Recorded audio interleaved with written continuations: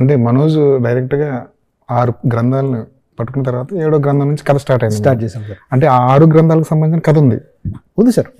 ఆ 6 గ్రంథాలు ఆయన ఎలా తీసుకున్నారు అనేదే కాకుండా 6 గ్రంథాలకి ఉన్న ఒక్కొక్క గ్రంథానికి ఉన్న సెటప్పే చాలా పెద్ద స్టోరీ సార్. ఇప్పుడు ఫర్ ఎగ్జాంపుల్ ఓన్లీ తంత్ర గ్రంథం అని తీసుకుంటేనే మీకు దాంట్లో చిన్నపిల్లోడుగా ఉన్నవాడు ఈ గ్రంథంలో ఉన్న ఒక పేజ్ చదివితేనే ఇదంతా చేశాను అని చెప్తారు సార్. మిగతా పేజీలన్నీ ఏముంటాయి, ఎలాంటివి ఉంటాయి. So there is always vastness in each book. కొన్ని ఎలిమెంట్స్ తీసుకొని చెప్పి, అంటే డిస్టర్బ్ చేయకుండా కొత్త ఎలిమెంట్ మాత్రం అక్కడక్కడ టచ్ చేస్తూ చెప్పాం సార్. అవును, యాక్చువల్గా ఒక్కొక్క గ్రంథానికి సంబంధించి ఒక్కొక్క సినిమా చేసాము. అదే అవును సార్.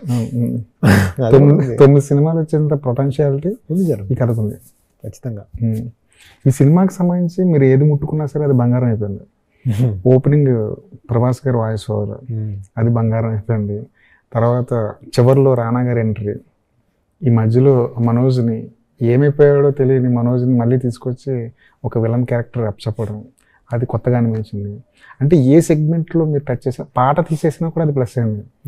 ఎందుకంటే ఒకవేళ మీరు పాట పెట్టుంటే ఆ మూడ్ని ఎక్కడో డిస్టర్బ్ చేసి ఉండేది అది.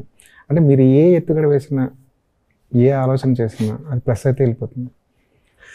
ఈసారి సార్ మెయిన్ డిఫరెన్స్ ఏంటంటే కొన్నిసార్లు మనం చాలా ప్రయత్నం చేస్తాము కానీ రాదు. ఈసారి ఏంటంటే ఎక్కువ ప్రయత్నం చేయలేదు సార్.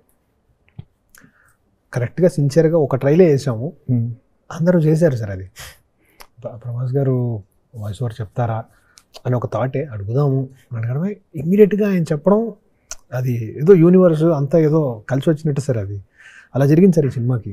అదే ఓం ప్రథమే ప్రభాస్ గారి వాయిస్తో స్టార్ట్ అయ్యేసరికి అదే కథ, దాని అథెంటిసిటీ ఆడియన్స్కి తొందరగా అర్థమైపోయింది. కావాలి సార్ సూపర్ స్టార్ చెప్తే ఆ బిగినింగ్ కానీ దానికి ఉండే స్కేల్ని డబుల్ చేస్తుంది. So it happened. మనోజ్ గారిది అంతే సార్, 1 సిట్టింగ్లో అయిపోయింది సార్. రానా గారిది కూడా అంతే సార్. అండ్ అంటే ఏదో ఒక ట్రై చేసి చేస్తారు కదా సార్, ఆ ప్రాసెస్ ఏం లేదు సార్ ఈ సినిమాకి. పాజిటివ్ ఫోర్స్ ఏదో ఫోర్స్ డ్రైవ్ చేసింది సార్. చాలా మంది అంటుండడం ఏంటంటే ఏఐలో ప్రభాస్ గారి వాయిస్ ఒరిజినల్ కాదు, ఏఐలో డిజైన్ చేశారు. లేదు సార్, ఆయనదే వాయిస్. అవునా? మేబీ నేను తీసుకున్న పద్ధతి ఏదన్నా రాంగ్ అయి ఉంటుందేమో కానీ ఆయన చాలా క్లియర్గా, చాలా నీట్గా అది చూసి దానికి ఏం కావాలో అది చెప్పేశారు. Okay, super. సో దీనికి ఏం సంబంధం లేదు సార్. అశోకుడి ఎంట్రీ గ్రాఫిక్స్లో చేయించారు కాదు సార్, అది షూట్ చేశారు. అది రియల్ పర్సన్ ఫుటేజ్ సార్.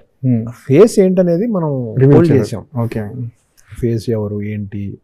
యాక్చువల్గా ఆ క్యారెక్టర్ కూడా ఒక మంచి స్టార్ని తీసుకొచ్చే అవకాశం ఉందిగా.